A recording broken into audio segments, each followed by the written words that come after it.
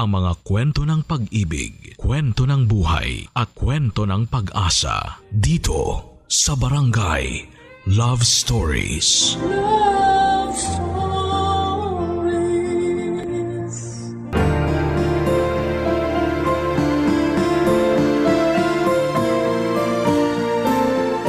Sa buhay, dumarating talaga tayo sa punto na kailangan nating magkaroon ng matatag na puso at matalas na isip upang pangatawanan ang gusto nating maging. Hindi man natin agad-agad makikita ang resulta ng mga pagsasakripisyo natin ay lagi pa rin may nangyayari at meron pa ring nagbabago. Ikaw, kabarangay, anong handa mong gawin para sa ikabubuti ng iyong sarili? Dear Papa Dudut, naranasan nyo na bang maging aberya o dahilan ng pagkaantala ng isang sitwasyon? Ako kasi oo, at masakit pala sa loob na maging dahilan noon. Akala ko noong una ay ayos lamang. Kumbaga sa isip ko, mga kaibigan ko naman sila. Kaya naiintindihan nila ako. Pero sa huli ay hindi rin nangyari yon, Papa Dudut. Ang una kong naramdaman ay galit at matinding pagtatampo. Lalo at kilala akong ma-pride at mataas ang tingin sa sarili.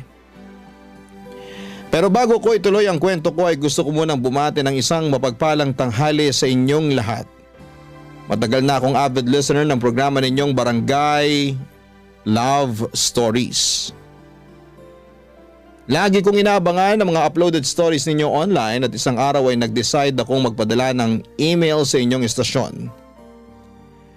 Tawagin niyo na lamang po ako sa pangalang Colette. Nagtatrabaho sa Pasig bilang finance staff at nasa 32 years old na ako. Kaka-birthday ko lamang nitong January 1 kasabay ng bagong taon. Sa kasalukuyan ay nasa journey ako ng healing at weight loss. Malaking factor kasi ang mga pinagdadaanan ko sa nakaraan. Kaya lumobo ang timbang ko at pumalo ng lagpas na sa 100 kilo sa edad ko pa lamang na 30 years old.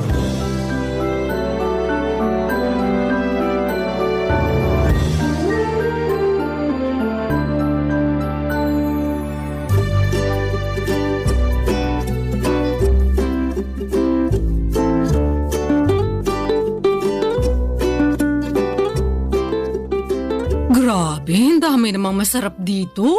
Lalaki ba yan? Sira! Bakit naman ako maghahanap ng lalaki may boyfriend na akong tao? Meron nga, pero sira ulo naman. Hayaan mo na. Ako nga hindi na masyadong ini-stress ang sarili ko sa kanya eh. Hindi ko lang mapigilan. Di mo kasi deserve na harap-harapang pagmukaing tanga, lalo nung pinaghintay ka niya dun sa date nyo. Nagkausap na naman kami. Sabi niya sinugod daw sa ospital mama niya. At sa taranta niya hindi nakapagsabi sa akin. Ay, ganun ba? Oo, kaya wag ka namang gigil dun sa tao. Kumusta na raw ba mama niya? Okay naman, nakalabas sa ospital. Inatake lang ng high blood kakakain ng maalat at matabang pagkain. Nag-birthday kasi yung ate niyang umuwi from US kaya naghanda sila ng bongga. Sayang nga hindi ako naimbitahan kasi may seminar kami nun sa office. Nakita ko pa naman sa pictures na in-upload nila sa Facebook yung mga handa nila. Ay! May lechong baboy, crispy pata, inihaw na manok at liempo at iba't ibang klase ng ulam. May masarsa, may masabaw, merong din pansit, spaghetti carbonara. Tapos yung mga paborito kong dessert na mango float at coffee jelly. Hala siya? O bakit? Nakakatakam naman talaga yung mga yun Bigla tuloy ako nagutom. Nando na tayo. Pero papaalala ko lang sa'yo, nakakakain lang natin ng lunch. Ay talaga? Oo, duh. 1 oras pa nga lang nakakalipas. Dami ko rin nakain ha. Sarap kasi ng bulalo na niluto mo Thank you. Pero hindi ako makapaniwalang 1 oras pa lang ang lumipas. Akala ko kasi 3 oras na. Grabe namang mga dragon mo na yan sa tiyan. Seryoso nga. Nagugutom na nga ulit ako, kaya eto. Naghahanap na ako ng ma-order online. Totoo? Oo, ito. Tingnan mo. Tingnan mo. Ano kayo masarap kainin? Hala si auntie. Bakit ba? Nagugutom nga yung tao eh. Hindi naman kita pinagbabawalang kumain. Kung gusto mo, go ka lang. Pero ang akin lang maghinay-hinay ka. Hindi mo nga ako pinagbabawalan. Pero pinakikialaman mo naman ako. Kakawalang gana tuloy kumain. Wow ha? Ikaw? Mawawala ng gana sa pagkain? Pwede ba hindi mo ako may-eme? Tigilan mo ako, Colette. Kilalang kilala mo na talaga ako. Aba syempre, para na tayong magkapatid. Kaya nga bilang nakakatanda mong ate, pinagsasabihan kitang ayus-ayusin mo yung pagkain mo. Lalo na yung mga kinakain mo. Pansinin ko kasi marami ka na namang instant noodles sa cabinet. Tapos puro processed food yung nasa freezer mo. Marami ka rin soft drinks at junk food. Nag-grocery ka ba? Oo, kahapon lang. Lumagpas nga ako sa budget ko kasi marami akong kinuhang hindi naman kasama sa listahan ko. Nakaka-tempt naman kasi. Pero okay lang naman. Wala rin naman pagkain na nasasayang sa akin. Kaya pala nagulat ako. Kasi pang 5 tao yung supply mo kahit mag-isa ka lang dito sa apartment mo. Baka nakakalimutan mo. Pumupunta ka rin dito at pinagluluto kita katulad na lang nung kinain mong bulalo kaninang tanghalian. Oo, pero di katulad mo. Para lang akong pusa kumain. Kape-kape lang sa umaga, wala pang asukal. Tapos half rice lang sa tanghali at dasal na lang sa gabi. Ang boring naman ang buhay mo. Hindi kaya boring yun, no? Ikaw lang nagsasabi niyan. Basta, for me, boring yon. Kung ako siguro nasa sitwasyon mo, baka nategi na ako. Ay, ang OA naman? Tegi talaga agad? Oo. Sa bilis ko magutom, hindi ko kaya magdasal na lang sa gabi. May lang naman yung dasal. Pero alam mo namang di na ako nagdi-dinner, di ba? Oo. Tamang water na lang ako. Kasi bakit pa ako kakain? Gabi na rin naman. Hindi na ako magugutom noon dahil tulog na ako. Buti ka pa hindi nagugutom. Ako kasi kahit tulog, mas nananaig yung kalam ng sikmura kahit kumain naman ako ng pagkarami-rami bago matulog. So, no choice. Babangon talaga ako para mag-midnight snack. Grabe naman yung kahit kumain ng pagkarami-rami. Buti hindi ka binabangungot. Hindi naman ako naniniwala dun. At saka, mas babangungutin lang ako pag hinayaan ko magutom ako. Ay, iba rin. Kaya mabuti pa, tulungan mo na lang ako mamili ng masarap na merienda. Pasa ko dyan. Ako nga lang, di ba? Ako lang ang kakain, wag ka na. Papadudot, bata pa lamang ay tabain ako. Ako yung tipo na mahanginan lamang tumataba na. Malakas din kasi akong kumain at aaminin ko ng pagkain ang naging takbuhan ko kapag stress ako sa personal kong buhay at sa trabaho. Katulad na nga lang noong nasa bingit ng alanganin ng relationship ko sa aking long-time boyfriend. Bukod sa pinsan kong si Percy ay wala akong masyadong ka-close sa mga kaopisina ko. Kaya wala rin akong mapagkwentuhan sa kanila. Para sa akin ay malaki ang tutulong ng pagkain upang gumaan ang nararamdaman ko. Nagsimula ang hilig ko sa pagkain at minsan ko pa ngang binansagan ang sarili ko na certified foodie. Pangarap kong matikman ang lahat ng pagkain sa mundo. Meron akong obsession sa pagkain na nagsimula noong bata ako kung saan ay pribilehiyo sa akin ang makakain ng masarap lalo na at mahirap lamang kami.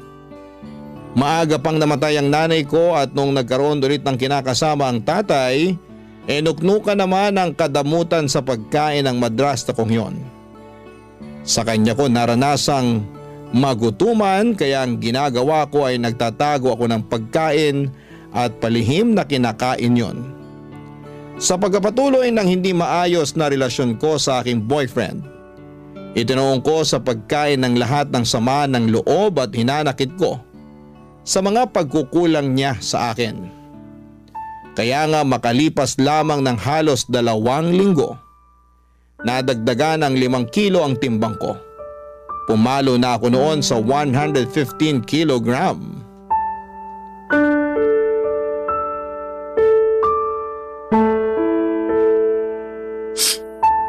Grabe siya sa akin. Hindi ko akalain na pagsasalitaan niya ako na masasakit. Alam naman niya mataba ako Lalo niya pang pinamukha yun sa akin. Napakasira ulo talaga niyang ex mo. Mabuti naman natauhan ka na't hiniwalayan mo na. Hindi naman ako yung nakipaghiwalay eh. Siya. Ay, wow ha! Oo, kasi tinapat niya na ako. Hindi na raw niya ako mahal. Hindi na raw niya nakikita ang sarili niya na pagkakasalan ako. Kaya yun, nakipag-iwalay na siya sa akin. Ang hindi ko lang maintindihan, bakit kailangan ka pa niyang pagsalitaan ng masakit? Ano ulit yung sinabi niya? Na mataba ka? Oo, baboy daw ako. Tapos nalilitan pa siya sa baboy. Kinumpara pa niya ako sa balyena. Ala, tala. Hindi naman totoo yun eh. Anong hindi totoo? Ikita mo naman tong katabaan ko, di ba? Sabi niya para raw akong balyena na may paa at paggala-gala sa lupa. Ang kapal naman talaga ng mukha ng lalaking yan, no? Kung makapagsalita, akala mo kung sinong perpektong nilalang ng Diyos. Fit lang siya, ha? Matangkad na rin, sige. Pero mukha naman siyang dugong. Grabe ka naman dun sa tao. Anong grabe doon? Totoo naman. Lapad din ang nguso niya, tapos laki rin ang mata. Kung papangitan lang naman, may ibubuga talaga siya. Isama mo pa yung ugali niya, aba, may kalalagyan talaga siya sa impyerno. Doon, katabi ng trono ni Satanas. Pero ayun nga, hindi pa rin ako makapaniwala na ipagpapalit niya ako sa iba dahil lang sa pagiging mataba ako. Bakit nagulat ka pa? Alam mo namang sira ulo na talaga yung ex mo simula pa lang nung mahuli mo nagloko. Akala ko kasi magbabago pa siya nung humingi ng tawad sa akin eh. May pasabi-sabi pa na ako raw talaga yung mahal niya. At hindi niya kaya mabuhay na wala ako. Natukso lang daw siya, bla bla bla bla. Lokohin niya, lelang niya. Hindi raw mabubuhay na wala ka. Oh, bakit hanggang ngayon buhay pa siya? Hayaan mo na. Kung ikaw kaya mong hayaan, pues ako hindi. Ayoko yata na sinasaktan pinsan ko, no? Dami mo na pinagdaanan eh. Tapos nung nakilala mo siya, naramdaman ko talaga na naging masaya ka. Kumbaga, for the first time in your life. Nangako rin sa akin yung ulupong na yon na hindi ka niya sasaktan at paiiyakin. Tapos ginawa niya rin sa'yo. Pag nakita ko talaga yung ex-boyfriend mo, makakatikim siya sa akin na mag-asawang sampal. May kabit pa. Thank you. Pero kung ako sa'yo, hindi ko nahahayaang madungisan niya yung mga kamay ko. Hindi niya deserve ng atensyon mo. Kaya siguro iniisip niya na okay lang sa kanya yung ginawa niya sa'yo kasi di mo kayang patulan. Hindi naman ganyan pagkakakilala ko sa'yo ha. Palaban ka eh. Oo, pero napagod na lang ako. Naghabol na ako sa kanya nung nakipaghiwalay siya sa akin. Nagmakaawa ako pero pinamukha niya lang sa akin kung gaano ako kapangit at kung walang kwentang tao dahil sa pagiging mataba ko. So, tama na yun. Once is enough, ika nga. Once is enough din, masampal ko lang siya. Kapal na pagmumukha. Alam mo, ibang klase na rin mga tao ngayon, no? Anong ibig mong sabihin? Yun bang sila na nga yung nagloko, sila pa yung may ganang mga insulto ng tao. Hindi na lang lumisa ng mapayapa, papunta sa kabilang buhay. Dami pa sinasabi. Mema naman. Anong mema? Mema sabi, ganon. Kainis eh. Sa bagay, totoo rin naman. Pero, totoo rin naman na mataba ako. Na-stress nga ako lalo kasi nadagdagan pa ng 5 kilo yung timbang ko. Yun lang, pero di naman totoo na wala ka ng kwenta dahil lang sa timbang mo. Sa bagay. Kaya nga mema lang yung ex mo. Ay, sipahin ko talaga yan eh. Ay nako, hindi ko talaga mapigilan magalit. Nakakairita. Tama na. Sige ka, baka sa sobrang galit mo dyan atakihin ka na lang bigla sa puso. Grabe ka naman sa atakihin sa puso. Kasi kita ko na yung mga ugat mo sa mata oh. Ako'y natatakot para sa'yo. OA ka rin talaga eh. Mabuti pa, o-order na lang ako ng makakain natin. Ha? Gutom ka na naman? Oo, nakakapagod palang umiyak tapos sa maling tao pa. Kaya ayun, ginutom ako. Dahil dyan, kakain ako.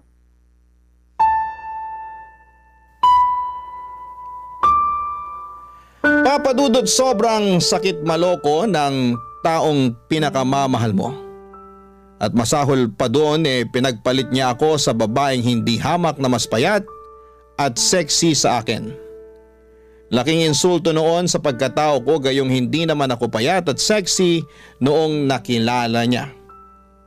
Pero aminado naman ako na hindi pa ako kasing bigat ng timbang ko ng mga panahong hiniwalayan niya ako. Siguro napabayaan ko rin talaga ang aking sarili. Pero kung iisipin, nagsimula lang naman yun noong nanlamig at nagloko siya. Dahil sa nangyari, lalo kong itinuon sa pagkain ang sakit na nararamdaman ko ng mga panahong yon. Sinabi ko kay Percy na kaya ko ang sarili ko dahil nga kilala niya rin naman akong matapang. Totoo naman na matapang ako at palaban. Marami na akong masasakit na pangyayari sa buhay na nalagpasan ng mag-isa. At malaki ang utang na loob ko sa pagkain dahil napapagaan nito ang buhay ko kahit na napapabigat naman ito ang aking timbang. Barangay Love Stories. Barangay Love Stories. Papa Dudut, sinabi ko sa sarili ko na hindi na ako magmamakaawa sa ex-boyfriend ko. Nabalikan niya ako. Sapat na yung isang beses, sobra na kung susundan ko pa ang pagpapakatanga ko. Napakaraming lalaki sa mundo at hindi lang naman siya ang huling lalaki na makikilala ko, at dahil nga punong-puno ako ng tiwala at kumpiyansa sa sarili na wala akong dapat baguhin sa pagkatao ko dahil ex ko naman ang nagloko. Hindi ko pinakinggan ang sinabi sa akin ni Percy na magdahan-dahan sa pagkain dahil baka lalong madagdagan ang timbang ko. Alam ko naman na concern lamang siya sa kapakanan ko at hindi yon sa pinagbabawalan niya akong kumain. Besides, pera ko naman ang ginagastos ko, pambili ng cravings ko. Pero ayos na ayos lang naman ako ng panahon na yon. Dahil nga break na kami ng dati kong karelasyon. Nagkaroon na ako ng maraming oras para pagtuunan ng pansin ang ibang aspeto ng buhay ko. Tulad na lamang ng paggala kasama ang aking mga college kabarkada.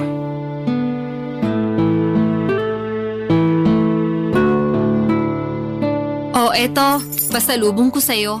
Wow, keychain! Thank you! Matadagdagan na naman ang koleksyon ko. Ref magnet nga sana kaya lang wala naman dun sa hinintuan namin. Tapos hindi na ako nakapamili ng design kasi hindi na ako bumaba sa sasakyan. Nagpabili na lang ako sa isa naming kaibigan. Hayaan mo, sa susunod, ref magnet na ang ibibigay ko sa'yo. Okay na yon. Thank you ulit. Welcome! So, ano pa? Anong ano pa? Pasalubong ko? May dala ko dung pagkain, kainin mo. Ayoko, busog pa ako. Tsaka di naman yun yung tinatanong ko eh. Ano nga uli yun? Nakalimutan ko na kasi. Di ba nagpapakwento ko sa'yo bago mo inabot sa akin tong pasalubong mong keychain? Ay oo, kaya lang, nasa na nga ba tayo sa pinag-uusapan natin? Ay nako, nasa 30 ka pa lang pero ulyanin ka na. Sabihin mo na lang kaya, kaysa inaano mo pa ako. Inaano ka dyan? Wala akong ginagawa sa'yo no? Ay, bahala ka na nga dyan. Eme lang, ikaw naman, di ka na mabiro? Kilala mo ko, hindi talaga ako mabibiro. Kaya sabihin mo na lang sa akin kung ano yung tinanong mo bago ko ibigay sa iyo yung keychain. Oo na, kamahalan. Pero ayun nga, tinatanong ko kung ano pang ginawa niyo ng mga barkada niyo dun sa resort. Sabi mo lang kasi maganda. Tapos nag-swimming kayo. Yun lang? Eh di ba beach resort yun? Tas alam ko maraming bar dun. Di kayo lumabas? Ha, oo. Tama ka naman na beach resort yon at maraming bar. Pero sila lang yung lumabas, hindi ako sumama. Ay bakit? Hindi naman ako umiinom eh. Ngek, di mo naman kailangan uminom ng hard drinks. Meron naman mga ladies drinks dun. Kung ayaw mo pa rin, sana nag-juice ka na lang for the sake of party-party. Pagod ako noon, kaya nagpaiwan na lang ako sa tinuluyan namin. At saan ka naman napagod? Saan pa ba? E di sa biyahe. Tsaka after ng dinner na yun, nakapag-swimming na kami nung hapon hanggang gabi nung nagkayayaan sila. Kaya nga dapat mas lalo mong sinulit yung stay nyo doon. Di ka ba nakikinig? Pagod na nga ako. Ayoko na maglakad. Feeling ko hindi ko na kayang humakbang that time. Ay, ang OA talaga? O hindi OA yun na. Sinasabi ko sa'yo pagod ako. Oo na. OA kaya natulog ka na lang pag alis nila. Actually, pag alis nila, nagpunta ako sa malapit na restaurant para kumain. Grabe, ang sarap pala ng pagkain nila doon. Medyo pricey nga lang pero sulit na sulit. 10 out of 10, babalikan! Wow! Wala nang energy para sumama sa mga kaibigan, pero may energy pumunta sa malapit na restaurant at kumain. Ano namang masama doon? Kumain lang naman ako. Naubos ko rin kaya yung order ko. Wala akong sinayang na pagkain, no? Hindi ka naman talaga marunong magsayang ng pagkain. Ay oo naman, marami kayang nagugutom ngayon at yung magutuman ang pinaka-iyokong pakiramdam sa mundo. Alam ko naman yun, kaya sige, move on na tayo. Hindi ako makakapag-move on sa sarap ng mga in-order kong pagkain. Parang ang naiwan pa sa dila ko until now, nalalasahan ko pa. Baka naman di ka lang nag-toothbrush ha? Napakabaliw mo talaga. Eme lang. Oh, ano pa? Anong ano pa? Kinabukasan, ano pang ginawa nyo? Wala naman. Swimming lang ulit pero sa beach na kami nun. Wow, nakakamiss din mag-beach. Sakto lang. Kasi nilamig na ako agad kaya umahon na ako. Tapos nag-sunbathing ako since tirik naman yung araw. Then may dumaan na naglalako ng ice cream na avocado flavor. Ayun, napabili tuloy ako. Wow, ibang klase. Nilamig, tapos nag-ice cream. Oo, alam mo namang paborito ko yung avocado, diba? So, hindi ko matanggihan. Naka-4 na apa nga ako. Uy, buti hindi sumamatchan mo. Hindi naman. Bakit? Grabe naman yung 4. Tiba-tiba si Manong sa'yo for sure. Hayaan mo na. Basta ako nag-enjoy sa ice cream ko. Parang wala ka namang ibang ginawa doon kundi kumain. Actually, tama ka. Kumain lang ako ng kumain. Ang susarap kasi ng mga pagkain doon. Tsaka naisip ko, hindi naman kami lagi nandun Kaya dapat sulitin ko na. Papa Dudut, masaya talaga ako na makasama sa out of town at beach trip namin ng mga college friends ko. Matagal na rin kasi nila akong niyayaya kaya lang ay nasa circle namin yung guy na palaging pinagseselosa ng ex-boyfriend ko noon. Nakwento ko kasi sa kanya na naging crush ako noong kaibigan kong yon pero hindi ko naman ito tipo. Binasted ko pa nga noong nagtapat saktong graduation namin.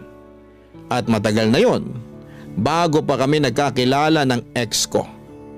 Pero patuloy pa rin niyang pinagseselosan yon hanggang sa pinag-awayan na namin ang pagsama ko sa mga gala ng barkada ko. Hindi nagtagal ay nagka-jowa rin naman ang kaibigan namin yon at nauna pa ngang kinasal sa amin. Pero patuloy pa rin siyang pinagseselosan ng boyfriend ko kaya ako na mismo ang umiwas sa mga yaya ng barkada ko. Nagtampo pa nga sila sa akin pero pinaliwanag ko naman ang panig ko, Papa Dudut. Sa huli nauunawaan naman nila at narespeto ang kahilingan ko. At dahil nga wala naman akong kaklose sa mga kaopisina ko ay hindi rin ako nakakagala o nakakalabas. Masasabi ko na malaking bagay sa healing journey ko ang mga travel namin. Pangarap ko rin kasing makarating sa iba't ibang panig ng Pilipinas, lalo na't kumikita na ako ng pera at wala pa naman akong sariling pamilya. Kaso aminado ako, nasa tuwing gumagala kami mabilis akong mapagod at hapuin. Kahit nga ilang minutong paglalakad hinihingal na ako. Kaya mas gusto ko na lamang na magstay sa hotel at kumain.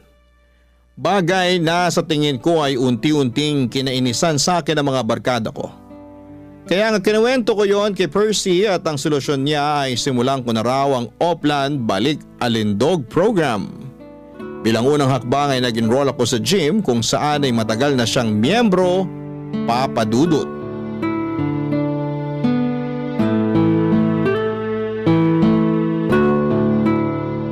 Nakakainis ka naman, Colette. Bakit ka naman naiinis dyan? Tanong-tanong ka pa talaga? Sinayang mo lang naman membership fee dun sa gym. Hinahanap ka kaya ni coach sa akin. Sabihin mo na lang hindi na ako babalik. Ayoko na. Suko na ako. Suko ka na agad? Nakakailang session ka pa lang? Ano magagawa ko kung ayaw ko na talaga? Baka naman sa isip mo lang yan ha? Sigurado ako sa desisyon ko. Pinag-isipan ko yun nung muntik na akong lagnatin dahil sa sakit ng katawan after nung first session. Grabe kaya pakaramdam ko nun. Kulang na lang magpa-ospital ako Sobra naman yung magpa-ospital.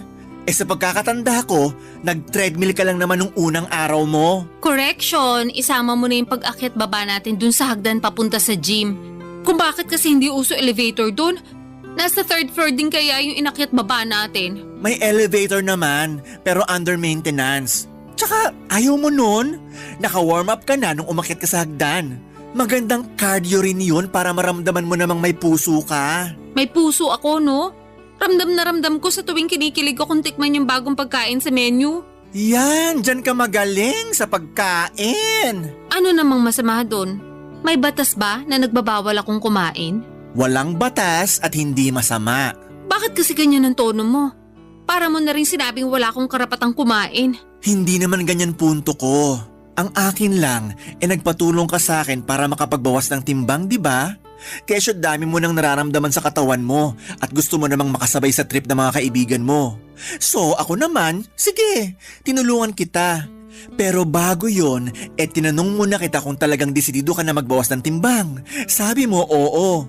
Kaya nga nag-enroll tayo sa gym, di ba? Oh, makalipas na ng ilang session ayaw mo na? Ano na lang gagawin mo sa buhay mo para mabawasan timbang mo? Hindi ko alam. Parang ayoko na nga mabawasan ng timbang kasi okay naman ako. Anong okay? Paano ka naging okay? Medyo hassle nga lang pag nagko-commute, pero wala namang karapatang mang-discriminate yung mga driver porke mataba ako. Irereklamo ko talaga sila, sige.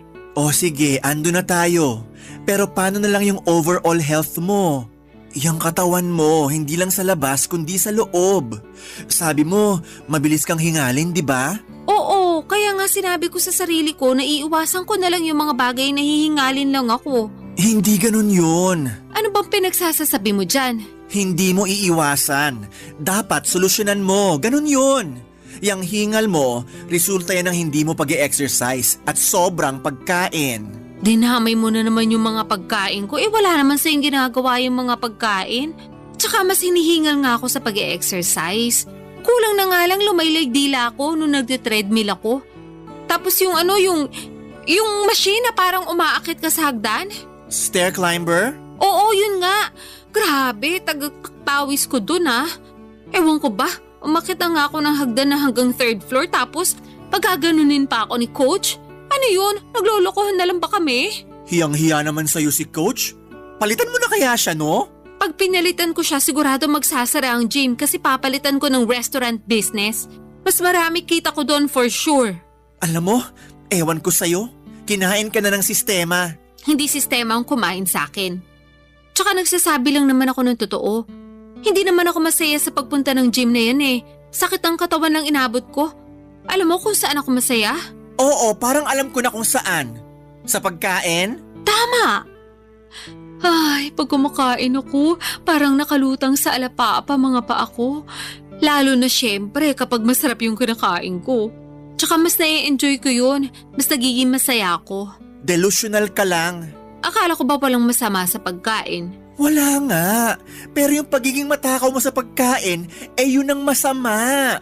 Sobra ka naman. Hindi ako magsasorry. Duwag. Mabuti pa, order na lang ako ng merienda. Ay nako. Bagay talaga sa yung pangalan mong Colette. Masyado kang makulit.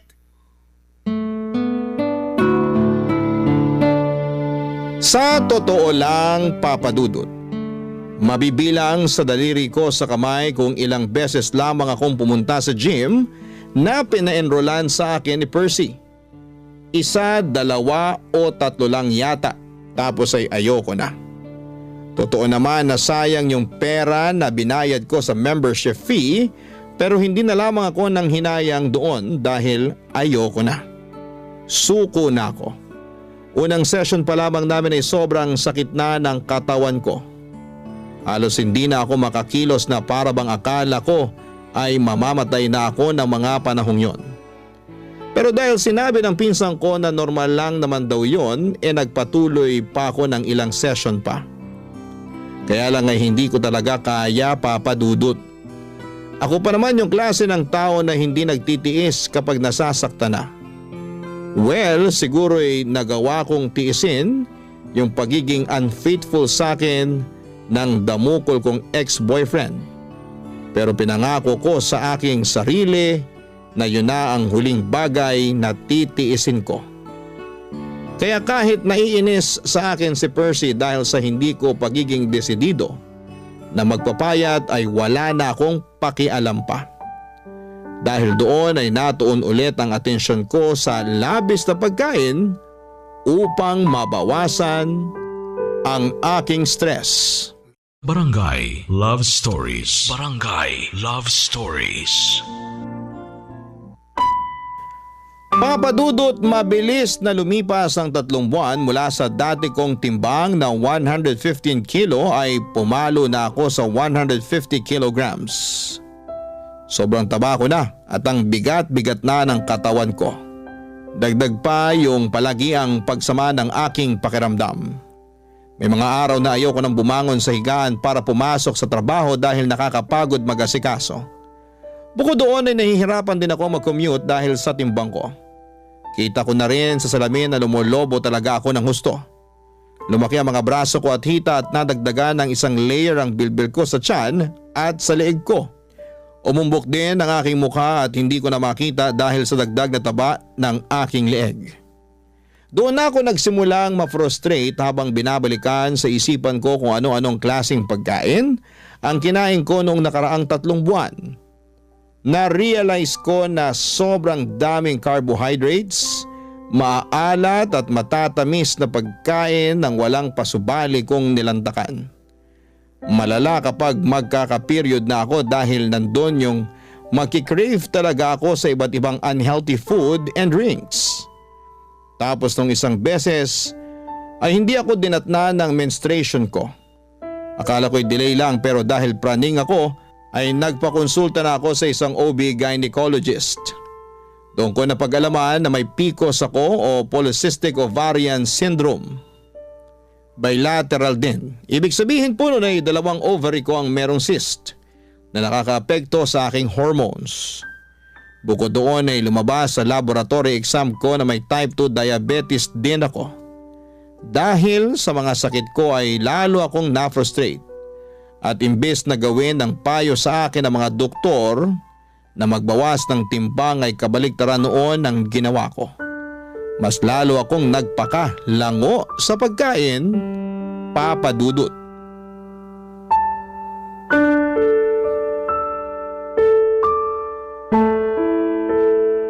Bakit ang daming balat ng chichirya at bote ng mga soft drinks sa sahig mo? Pati dun sa kusina, meron ka pang iniinit na ewan ko kung ano sa microwave. Ano ba yun ha? Ah, yun ba? Tirang spaghetti yun. Ilang araw na sa ref ko kaya ininit ko na. Yun lang trip kong kainin ngayon eh.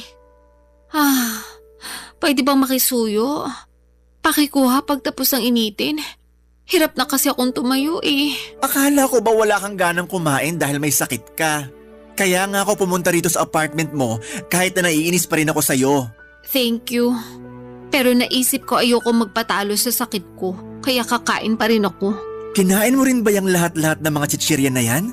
Tsaka ikaw din uminom ng mga soft drinks na yan? Oo, wala naman akong kasama dito eh. Ako lang. Kulit naman. Ano? Sisermonan mo na naman ako kasi kumain ako ng unhealthy food. O sige, kung hindi ako kakain, baka lalo ako magkasakit niyan. Yang mga pagkain na kinakain mo, yung dahilan kaya ka nagkakasakit. Pero sa mga pagkain na yan lang naman ako nagiging masaya. At least kapag kumakain ako, nabubusog ako. At saka yung mga pagkain na yan hindi nang iiwan. Hindi katulad ng mga barkada ko. Ayaw na nila akong isama sa mga gala nila. Ha? Bakit daw? Kasi pabigat lang daw ako. Literal ha? Tapos aberya.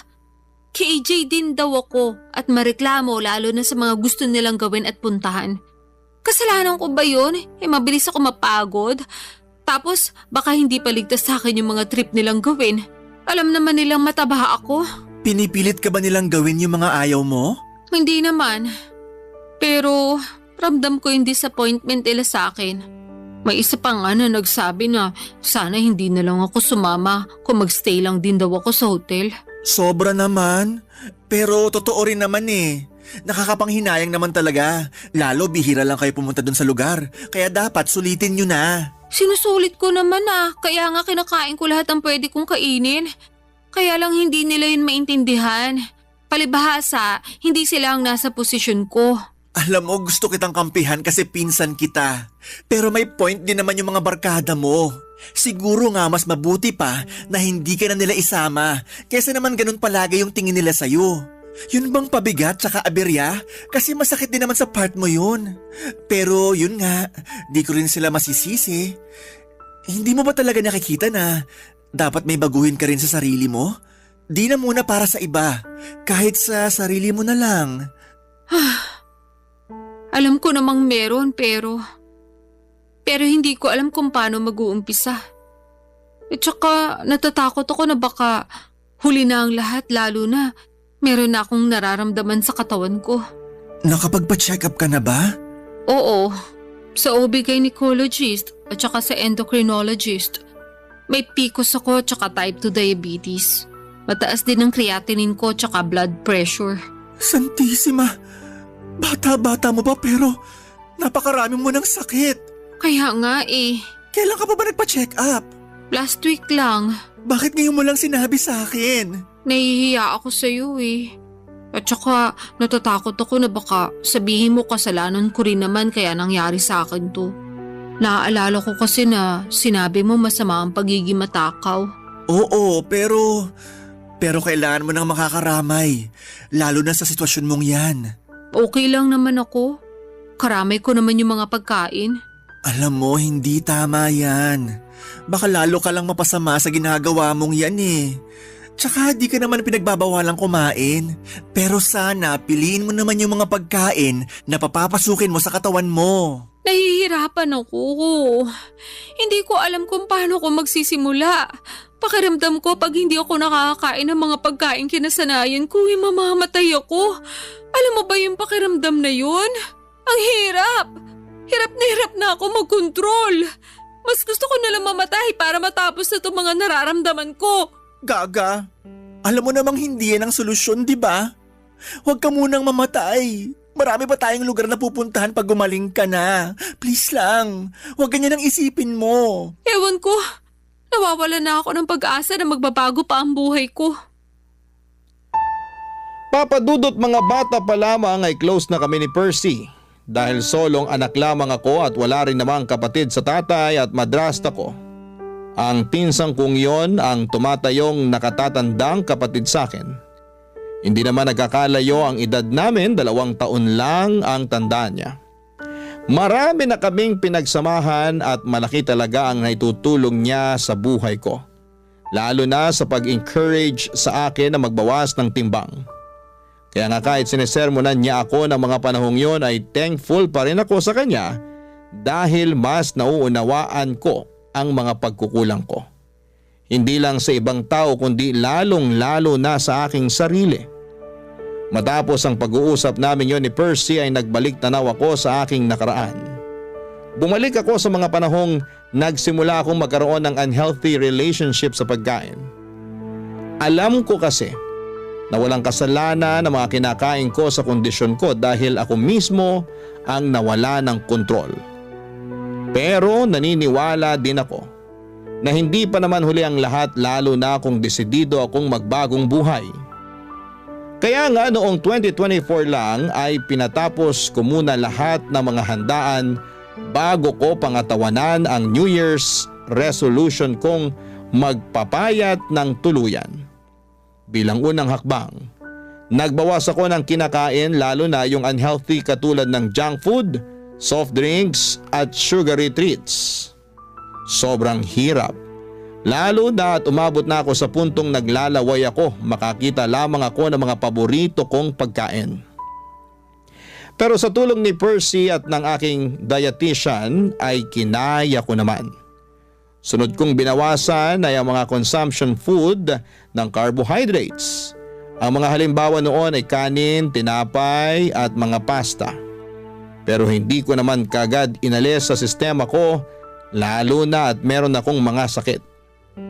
Bukod doon ay nag-invest din ako ng treadmill.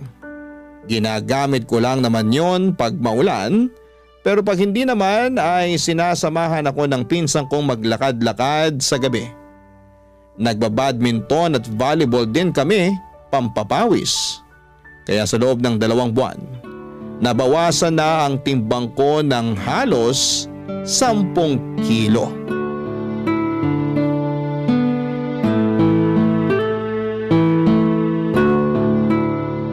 Ang intense nung double match natin dun sa 2 foreigner. Oo nga, parang professional. Ayun, talo tuloy tayo. Hayaan mo na, at least mga gwapo naman sila. Kuwata mga mata ko sa silay. Sa bagay, ako rin naman. Gusto ko yung kumukorte talaga yung mga abs sa damit kasi pawis na pawis. Ay, sinabi mo pa. Pero speaking of pawis, grabe pawis ko dun sa laro natin Tagaktak!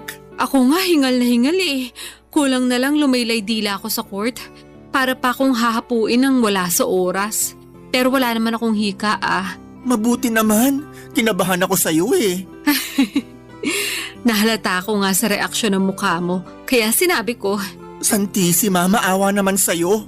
Dami mo nang nararamdaman. Huwag na sana dumagdag pa yan. Hindi naman siguro. At saka alam mo ba pakiramdam ko, unti-unti nang gumagaling ang katawan ko. Talaga? Oo.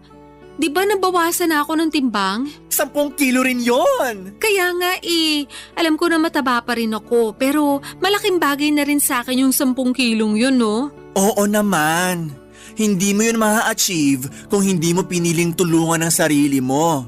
Baka nga imbis na makapagbawas ka ng ganun madagdagan pa ng 10 kilo yung timbang mo kung nagpatuloy ka lang sa pagkain. Kaya nga nangihinaya lang ako kasi ngayon ko lang na-realize ang importansya ng pangangalaga sa kalusugan sa pamamagitan ng pagkain ng tama. Nahihiya ako sa sarili ko dahil hinayaan kong tumaba ako ng ganito. Nawalan ako ng kontrol sa pagkain kasi akala ko yun lang yung kakampi ko sa lahat ng mga problema ko sa buhay. Ay, sa totoo lang, nahihirapan pa rin akong disiplinahin ang sarili ko. May mga araw na okay lang, magaan, na itatawid yung araw, pero meron na mabigat talaga. Paanong mabigat? Yung bang hindi ko mapigilang umiyak kasi nabitin ako sa pagkain na kinain ko. Na gusto ko pang kumain ng marami, pero alam kong hindi naman pwede. Nararamdaman ko yun lalo kapag magkakaroon na ako. Alam mo na, hirap maging babae. Nakaka-relate ako dyan. O bakit? May matres ka rin? Charot lang. Pero gusto ko lang din sabihin na proud ako sa'yo. Talaga? Kahit na mabagal yung progress ko? Hindi naman mabagal progress mo. Alalahanin mong nasa 2 buwan ka pa lang. Tsaka, oo, proud ako sa'yo. Kasi sinubukan mo mag-diet para sa kapakanan mo. Hindi lang para sumeksi ka, kundi para gumaling ka na rin. Naniniwala ako, pagkain din na makakatulong sa'yo para bumuti pakiramdam mo. Pero syempre, yung tamang pagkain ang tinutukoy ko Tapos samahan mo pa ng exercise at inumin yung mga gamot na reseta sa'yo. Palung-palo ka na. Totoo rin naman. Nang pinagpapawisan kasi ako at nakapagbawas ng timbang gumaan talaga ang pakiramdam ko as in. Pakiramdam ko nga ibang tao na ako. Gumanda rin yung skin ko at saka mahimbing na rin yung tulog ko. Umayos din yung tingin ko sa buhay. Kung dati madalas ako mawala ng pag-asa, ngayon alam kong may magandang bukas na naghihintay sa akin pag nagpatuloy at nagtiyaga ako sa ginagawa ko. Ganyan nga.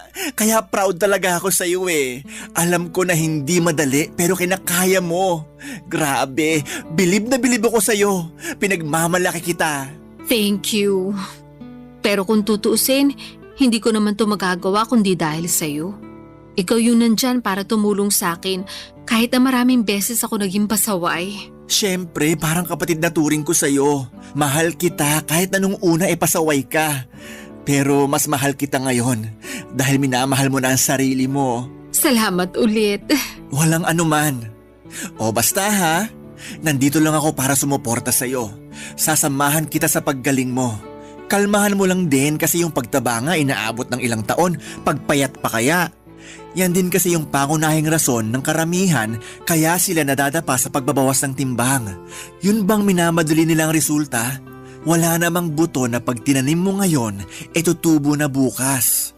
Sipag, tiyaga, disiplina at consistency ang kailangan para ma-achieve mo yung mabuti at magandang resulta para sa sarili mo.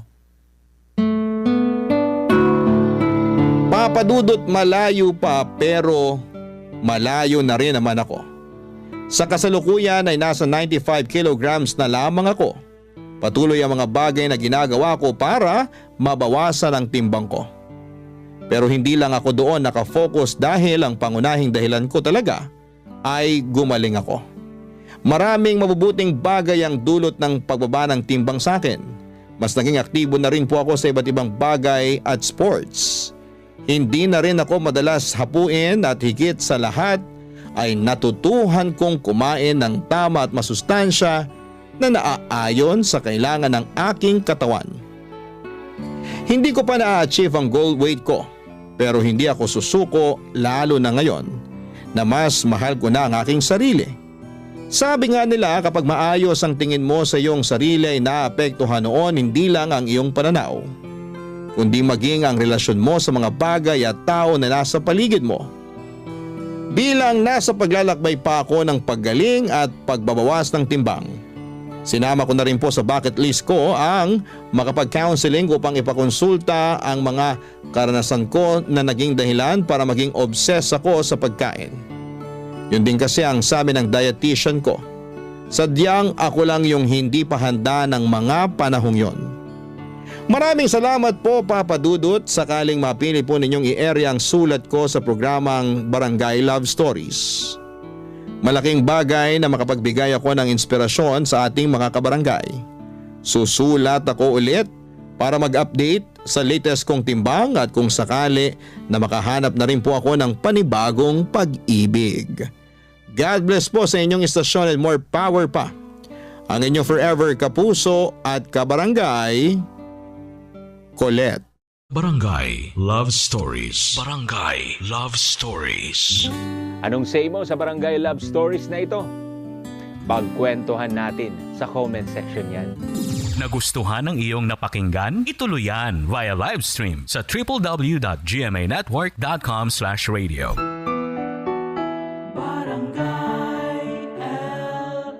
In Mega Manila, 97.1. Forever.